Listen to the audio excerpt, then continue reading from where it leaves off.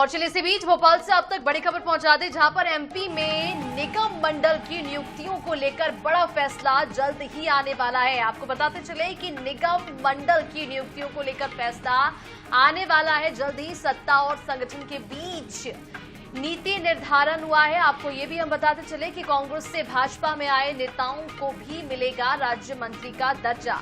सिंधिया समर्थकों को पद देने का ज्यादा दबाव है, ये सूत्रों के हवाले से जानकारी आप तक पहुंचा रही हैं। तो इस वक्त की बड़ी खबर, अहम जानकारी आप तक पहुंचा दें, जहां पर निगम मंडल की नियुक्ति से जुड़ी ये खबर है। साथ ही साथ आपको इस बात की भी हम जानकारी देते चले कि लगातार निगम मंडल नेताओं की नियुक्तियों को लेकर तैयारियां की जा रही थी। अब इस पूरे मामले से जुड़ा हुआ बड़ा अपडेट सामने आया है। मध्य प्रदेश में निगम मंडलों की नियुक्ति प्रक्रिया अंतिम चरण में है। अब बीजेपी अध्यक्ष वी.डी. शर्मा ने कहा है कि जल्द ही नियुक्तियों की घोषणा कर दी जाएगी। प्रदेश कांग्रेस और अन्य दलों से आए नेताओं के लिए भी पदों की चर्चा हो रही है। तो ये बड़ी खबर आप तक पहुंचा रहे हैं भोपाल से, जहां पर अब जल्द ही निगम मंडलों में नेताओं की नियुक्ति को लेकर फैसला आ सकता है।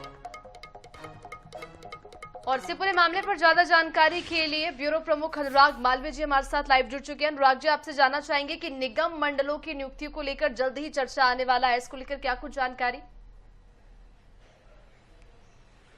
देखिए, बिल्कुल निश्चित रूप से अगर हम बात करें तो मध्य प्रदेश में एक बार फिर लंबे समय से निगम मंडल में नियुक्तियां टल गई हैं। और कहीं ना कहीं हम देखें कि मध्य प्रदेश के साथ जिन राज्यों में चुनाव हुए थे, सरकारें बनी थी भाजपा की, वहां सभी जगह पे निगम मंडल की नियुक्तियां हो गई है, चाहे छत्तीसगढ़ की बात करें चाहे राजस्थान की बात करें।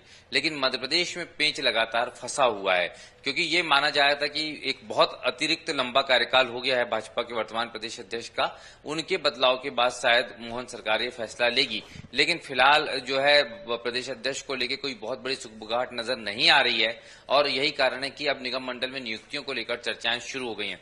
माना तो ये भी जा रहा है कि सत्ता और संगठन के बीच में एक पॉलिसी बन गई है, और इस पॉलिसी में जो कांग्रेस से आए नेता हैं, भारतीय जनता पार्टी में कई सारे बड़े नाम हैं, जिसमें सुरेश पचौरी जैसा नाम भी शामिल है, सिंधिया समर्थक, कई पूर्व मंत्री विधायक हैं, महेंद्र सिंह सिसोदिया का नाम शामिल है। ऐसे कई सारे नाम हैं जिनको कंसिडरेशन में लिया जा सकता है और इनको नियुक्तियां मिल सकती हैं।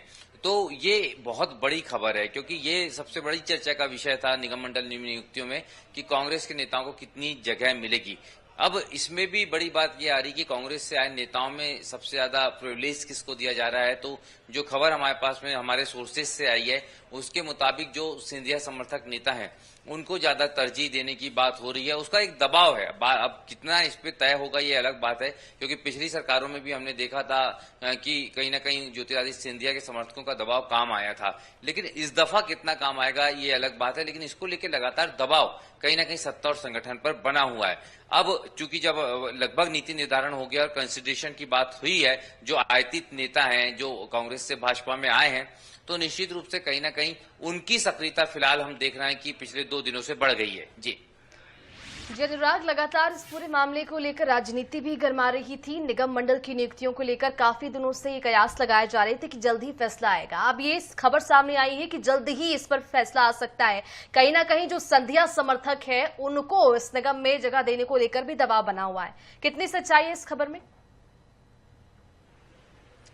देखिए, अगर बात करें तो काफी सच्चाई है और हमेशा ही होता है। अगर हम ज्योतिरादित्य सिंधिया की बात करें तो पिछले एक लंबे अरसे से जब से सिंधिया की भाजपा में एंट्री हुई है, एमपी बीजेपी ज्योतिरादित्य सिंधिया के दबाव में हमेशा दिखी है।